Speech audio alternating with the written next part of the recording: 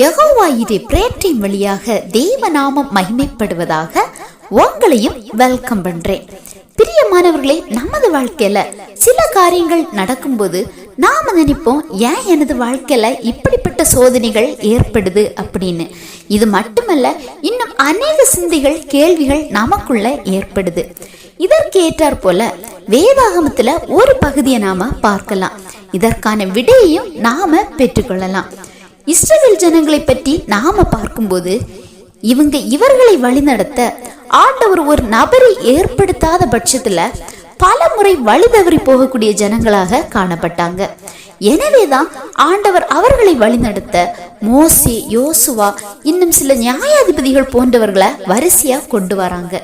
இதுல யோசுவா மரித்த பின்பு நியாயாதிபதிகள் 2:22 படி இவர்கள் கீழ்ப்படியாத ஜனங்களாய் காணப்பட்டாங்க.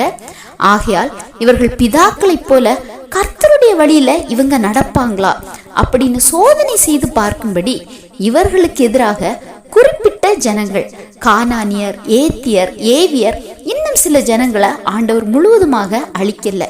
ஏன்னு பார்க்கும்போது இவங்க கீழ்ப்படியாத ஜனங்களா இருந்தபடினால அந்த நேரங்கள்ல இந்த இஸ்ரவேல் ஜனங்கள் இந்த ஜனங்களுடைய கையில ஒப்பு கொடுக்கப்பட்டாங்க.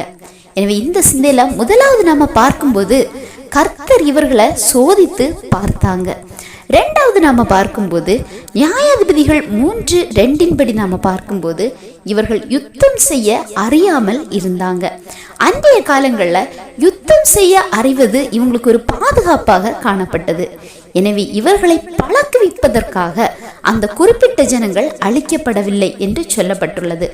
அது மட்டுமல்ல, இவங்க கர்த்தர் முழுவதுமாக விரும்பாத ஒரு பயங்கரமான பாவமான அந்நிய தேவர்களை பின்பற்ற, வழிபட, அதன்படி நடக்கவும் ஆரம்பித்தாங்க. ஆனா கூட ஆண்டவர் அவர்களை முழுமையாக கைவிடல. அவங்க அதுல திருத்துவதற்காக ஆண்டவர் அந்த ஜனங்கள் கையில ஒப்பு கொடுத்தாங்க.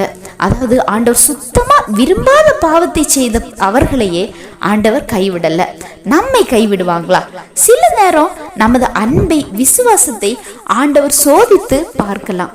இஸ்ரவேல் புத்திரரை போல அறியாத சில அனுபவங்களை, புதிய காரியங்களை, பாடங்களை சோதனைகள் வழியாக நமக்கு கற்றும் தரலாம். ஆனா அவை நமது நன்மைக்கானவை. முழுவதுமாக நம்மளை கைவிடவே ஆண்டவர் மாட்டாங்க. எல்லாவற்றையும் கற்றுத்தந்து நடத்துவாங்க. எனவே அவர் பார்வையில நமது வாழ்க்கையில நடப்பவைகளில் நாம கற்றுக்கொள்ள வேண்டியவை அநேகம். அவை நமது நன்மைக்கானவை. எனவே இந்த செய்தி உங்களுக்கு பிரயோஜனமா இருந்திருக்கும் நம்புறேன். ஆண்டவர் தாமே உங்களை ஆசீர்வதிப்பாராக.